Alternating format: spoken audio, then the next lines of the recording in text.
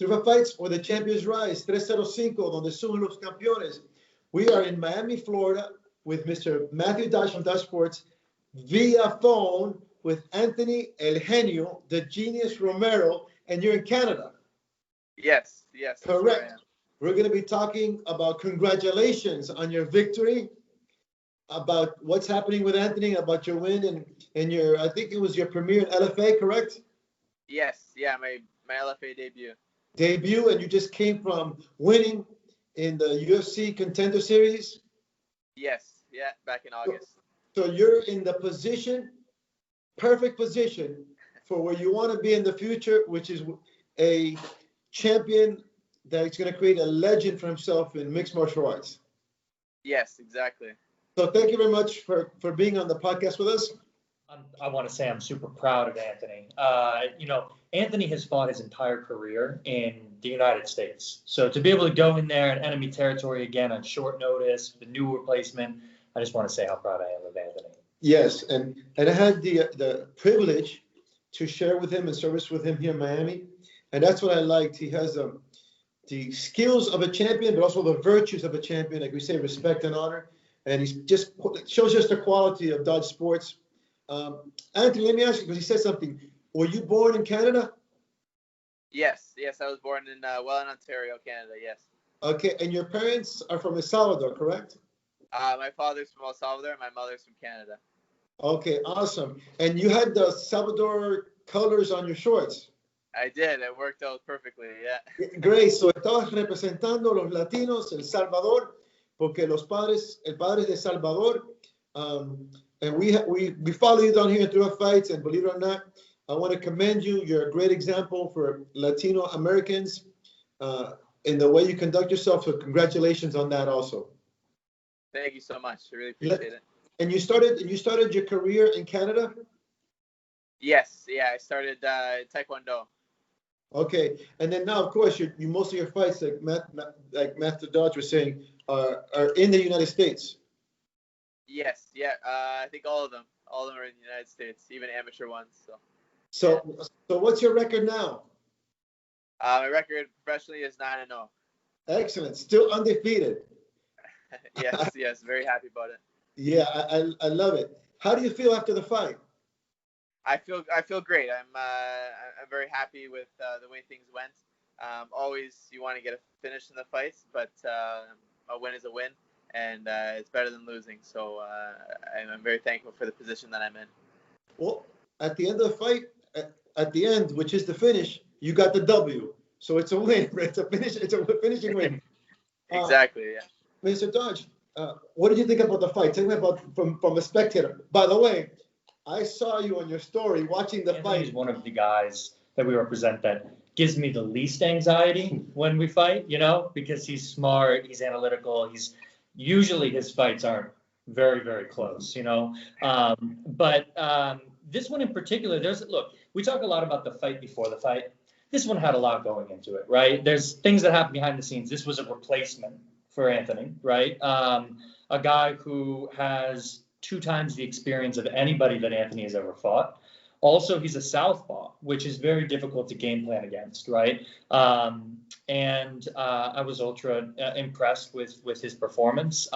There's also a lot of other things that go into it. I know Anthony was dealing with a couple, there was an ear infection and things like that go into all of that, and the weight cut and everything. So, he handled it really, really well, and happy we got to win. Correct. And, to prevail through these challenges is how the champions rise. That's why we say where the champions rise. O en español, donde surgen los campeones. I only got to see some highlights and some things about the fights because last night we were covering pro boxing till like 11 o'clock at night. But I do know that he was a very veteran fighter in MMA and in bare knuckles. And how did you see the fight going from your perspective? Yeah, I expected him to be very experienced. Like Matt mentioned, he has a lot of fights, double the amount that I had. And I just thought, I knew it was going to be a tough fight, and it was exactly what it was. So I'm very, very thankful that I'm able to get pushed through those tough times because I know that I can dig deep and push through. all the way to the end if I have to. And if not, and if I can knock people out and tap people out, then that's great as well. But I'm showing that I can do everything. What do you think went well for you in the fight, and what do you think you learned from it in the fight? What I saw from the highlights and the previews that I could do my research, it looked like you controlled the distance pretty good. It looked like your kicks were working really good. Tell me. I believe being able to mix up my level changes into there. Towards the third round, I could start feeling my rhythm, and I can actually find my range. He has long arms, and I think he has maybe five or 6 more inches on for his reach compared to me. So it was a little bit difficult getting in. He had a long jab, and then throughout the third round, I felt a little bit better. I was finding the timing for his jab, and I was able to counter a lot more. And then I think the third round, I kind of woke up a little bit more, and I was able to push it all the way to the end. Excellent. So back to the drawing board on Monday. And, what are you going to be? Where do you go from here, technical wise, conditioning wise? Where do you go from here? What did you get from this? Because like Kovanov said, McGregor's coach is win and learn. So what are you going from there and learning from this? I believe not looking for big shots. Early on in the fight, I was looking for big hooks, single punches. I was really loading up my punches. And in the third round, I did a little bit, but not as much. And I was able to put more combinations together with less power. And I was able to touch the target a lot more, his body, his head, and then be able to mix it up. So I guess putting the third round into the first round and then holding it on the whole fight would be a little bit better. But like I said, you learn how to improvise and improve within the fight and not just going downhill. Like it was good for the first round. Second round wasn't the best. And then the third round, I knew I had to win the round, knowing that we were 1-1 going into the third. So. Yeah, one of the qualities I knew you were going to bring in to the cage, because I had the opportunity to meet you and whatnot, is that you're very good mixed martial artist. I mean, you can strike, you can grapple, level changes like you were talking, and mixing the striking with the grappling. I know everybody's going to have a challenge with that. I think that's a good part of your success for the rest of your career. And the part that you said about adjusting and learning is correct. Ali said, combination after combination, the knockout will come. Mm-hmm. Don't force it. Don't force it. Exactly. Mathew, what's happening next in the career of the genius, El Genio?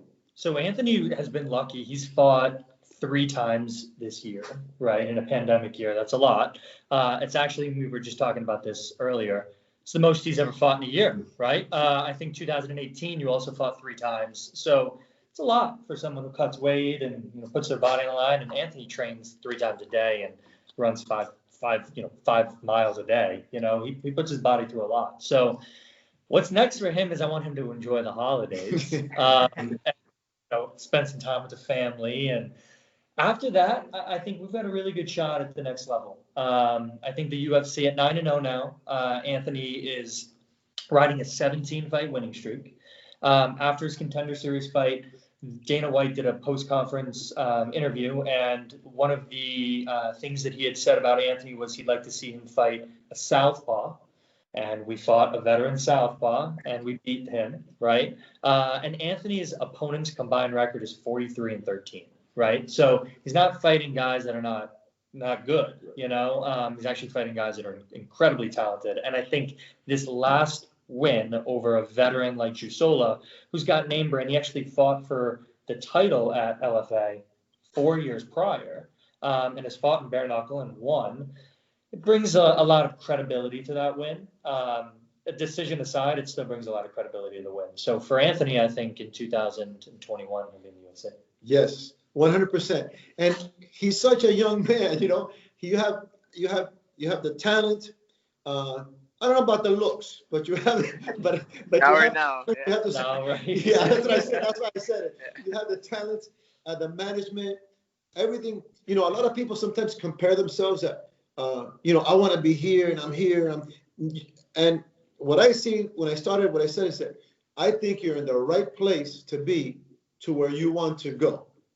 So, and I see that, and I think Matthew Dodge emphasized that when we're talking. Do you want to say any shout outs or say hello or any thank yous to anybody? Well, thank you to you guys. This is really cool to talk to you. Yeah, thank you to Matt for all the hard work he's putting in, not just for me, but all the Dodge Sports athletes. And he's just been pushing us all the way to the top. And I'm excited for the new year. And there's going to be a lot of big things coming. So. Excellent. Matthew, you want to say any thank you, any shout outs? Well, there's a lot of work that goes on behind the scenes to put Anthony in a position that he's in, right? And even our agency as well. So he had his coach Lyndon Whitman, who's a professional fighter. He ran Parabellum. It's no longer Parabellum, but so obviously a thank you to Lyndon. Also Chris Prickett in the background working his wrestling. The original opponent was a short, stocky wrestler.